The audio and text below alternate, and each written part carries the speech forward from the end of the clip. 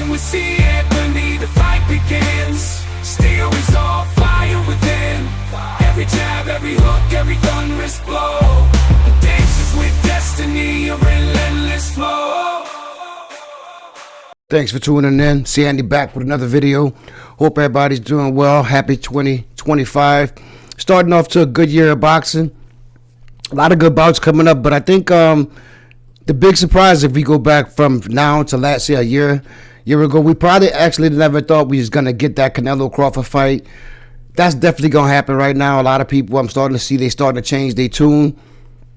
I gotta say, I gotta give Crawford all the props in the world on being able to dominate those divisions. 140, 147, decent fight at 54, and actually having the balls to go up and challenge Mr. Canelo Saul. You know, this is more like, I would say, for the face of boxing. You know, we still got Arthur Beterbiev out there. We got Dimitri Bivol, got Tank Davis, but I think it boils down to, you know, Canelo, he been the man, the face for years, and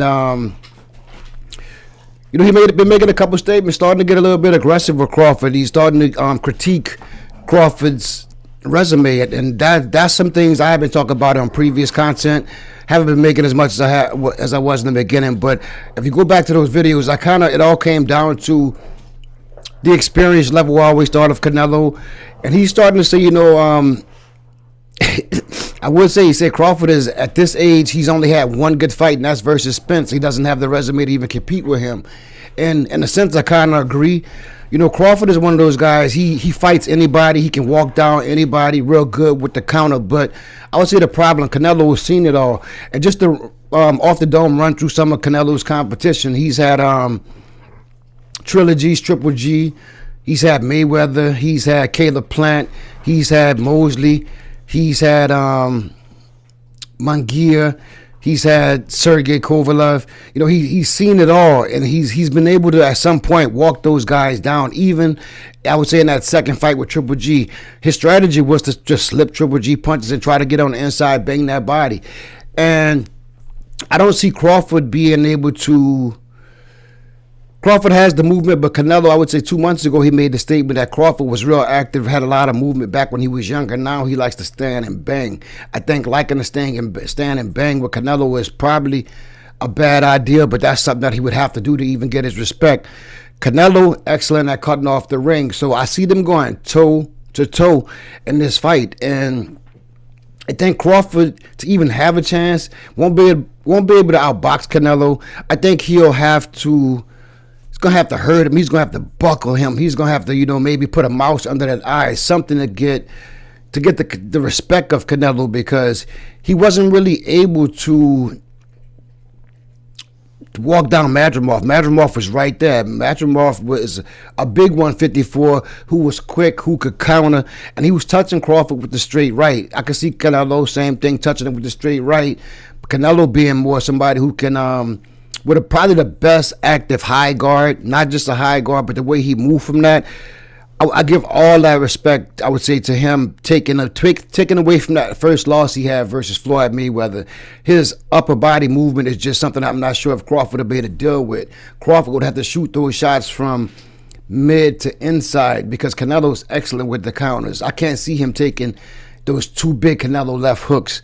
You know, the way he was doing Triple G, I would say in the 7th, I think it was through the 7th through the 10th round in that third fight, he was just all on top of that jab. For a while, he really did outbox Triple G. I think Triple G won the first one, but in that third one, you could see the difference. Canelo coming into his prime, Triple G kind of slowing down a little bit, and Canelo a little bit more confident trying to pick him apart.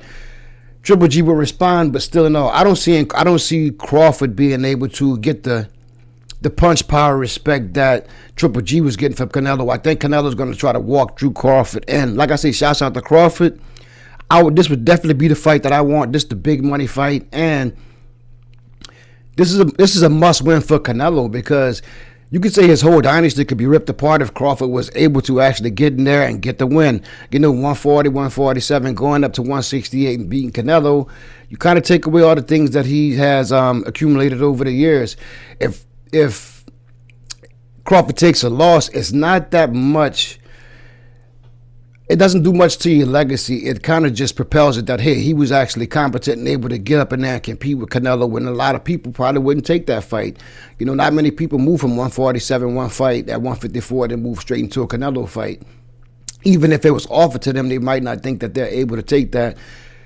Well, you know, when you look at them side by side, Crawford looks like a hair taller than Canelo, but still in all, fight night 168, Canelo's coming in there to seek and destroy, and I think he'll be able to, around the 4th, 5th round, I think he's going to beat on Crawford a little bit. And like I said, I'd rather go out like this if I was Crawford rather than taking a loss to somebody at 54, 147.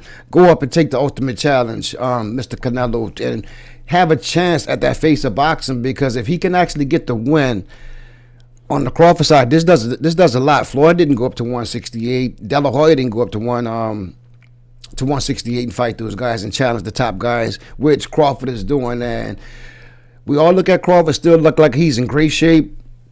It's just, I think the mental part of this, I think Canelo's ready for the mental part, and I think he'll be able to seek and destroy. And shouts out to Turkey Al-Rashid if he's able to make this happen, which I'm sure seems like it's going to happen 2025. So appreciate it. Hit the comment section. Let me know how y'all feel about this fight. I'm right, I'm wrong. How you feel? Who you got? Canelo, Crawford. Like, comment, subscribe to the channel. Peace. Boxing with CA.